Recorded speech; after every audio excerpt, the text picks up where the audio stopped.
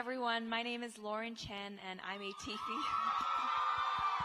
Thank you. I'm a TP USA contributor, and right now I have the honor of being able to have a little bit of a chat with Yeonmi because I'm sure we would love all to hear so much more of your story. And I'm going to try not to tear up because just hearing about your amazing journey, I'm sure so many of us were so moved. But I would love to speak a little bit more about your experience on an American college campus because I'm sure that is where so many of the people watching right now find themselves. When you were in those positions where you were hearing these people slam America and capitalism, what were their responses to you when you would bring up the fact that we are so privileged here, especially considering other parts of the world where unfortunately they are still just struggling to even survive and eat? Yeah, I try to speak up in several classes, but the reality of this Ivy League schools is that they have something called a safe space.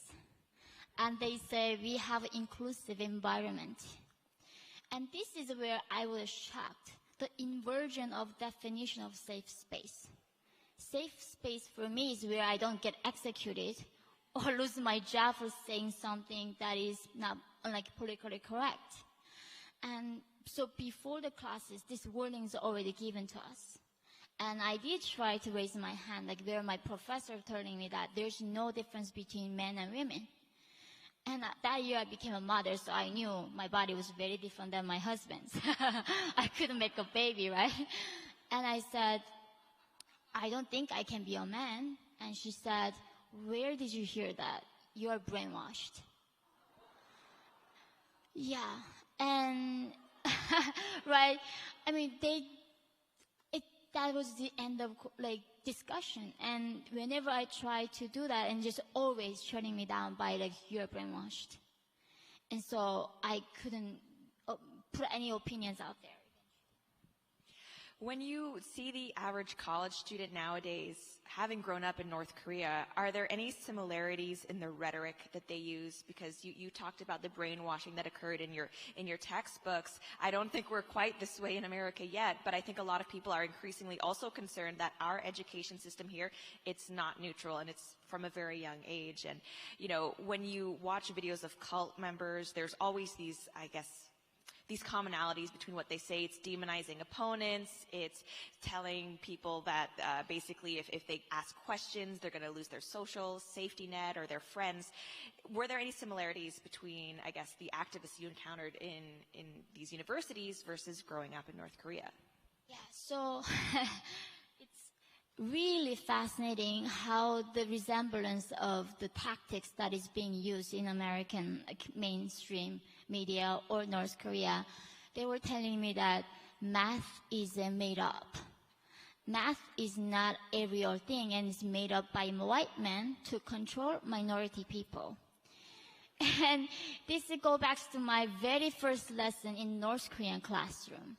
My teacher was asking me in North Korean classroom, Yeonmi, what is 1 plus 1? What is 1 plus 1? 2, right? Yes, I said 2. And she said, wrong. My dear little Kim Jong-un, when he was a child, discovered that adding 1 drop of water to another drop of water, what does it become? It becomes bigger one. It's not 2. That's how he proved that math was made up by the white people to control other race. And this exact same thing taught in the 21st century of Manhattan in New York City. And that's how the resemblance, and of course the antagonistic, right? If you don't agree with me, you're enemy. You don't deserve any mercy. You don't deserve any benefit of doubt. You need to be annihilated. I think this is also, right, in communist countries, there's no mercy. There's no forgiveness. There's no love. Literally in North Korea, we don't have the word love. Kim Jong-un banned Mother's Day because he was paranoid that if we love our mothers, we're not going to love him as much. And now America becoming like that. There's no more mercy. There's no more forgiveness. There's no more love. It's all about punishing the opponent. And speaking of punishing your opponent, I think a lot of people right now, especially when they're in a situation where they maybe have a different opinion than other people, They're worried about the consequences of cancel culture because thankfully there's free speech in America, but I think increasingly there are people out there who are trying to ensure that even though you have the legal right to speak your mind, you definitely don't have the social right, the work right, the educational right to speak your mind. What would you say in response to those people who argue that, oh no, it's not an infringement on free speech to try to cancel you, remove you from your job, whatever it may be, because technically you're not being executed, so we're better than North Korea, right? This is how you begin to become like North Korea. I think North Korea didn't become like that in one day. It took 80 years to make into the living hell. And it began this way. These people don't understand how North Korea became what it is. In the 1940s, Kim Il-sung came to North Korean people saying, oh, how, like, injustice that there are rich people and there are poor peasants. If you give me your land and your freedom of movement and freedom of speech, I'm gonna give you free education, free healthcare, free housing, free food, and I'm going to make all of you be equal and happy. The equality of outcomes made us to bought that idea. And once Kim Il-sung took all our private property and land and rights, he did not give us anything back.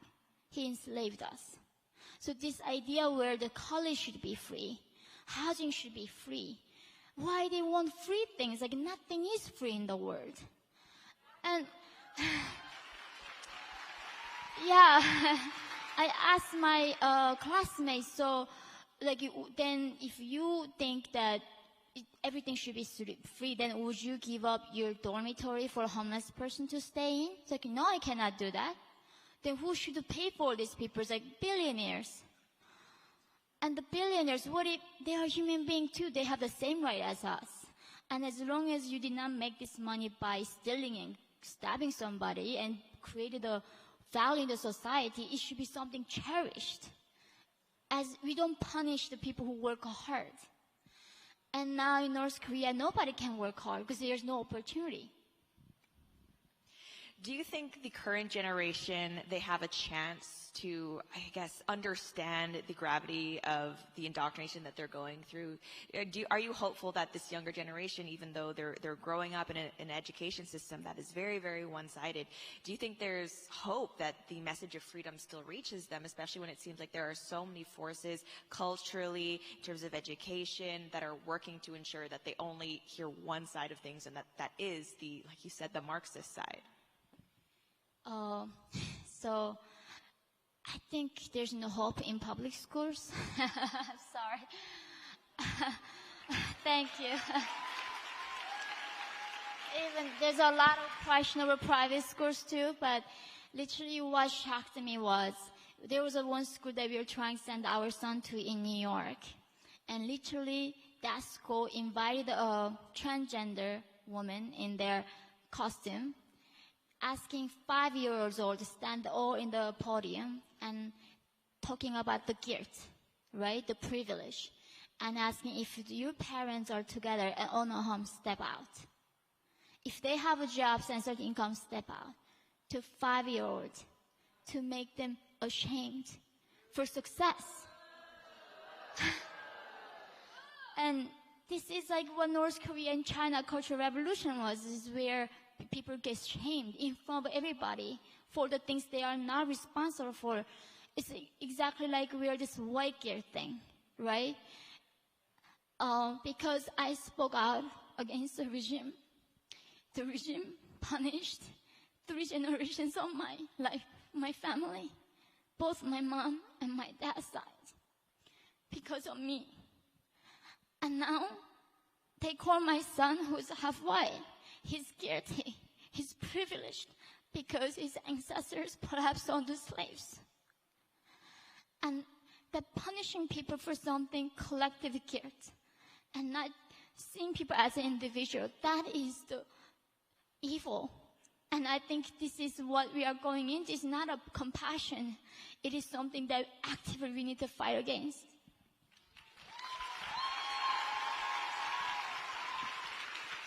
Well, Yeonmi, thank you so much, as always, for using your voice, for sharing your story. There's so much heartbreak there, but I think you're also such a huge symbol of hope for so many people, and we are so lucky to have you as one of the leaders in this liberty movement, honestly.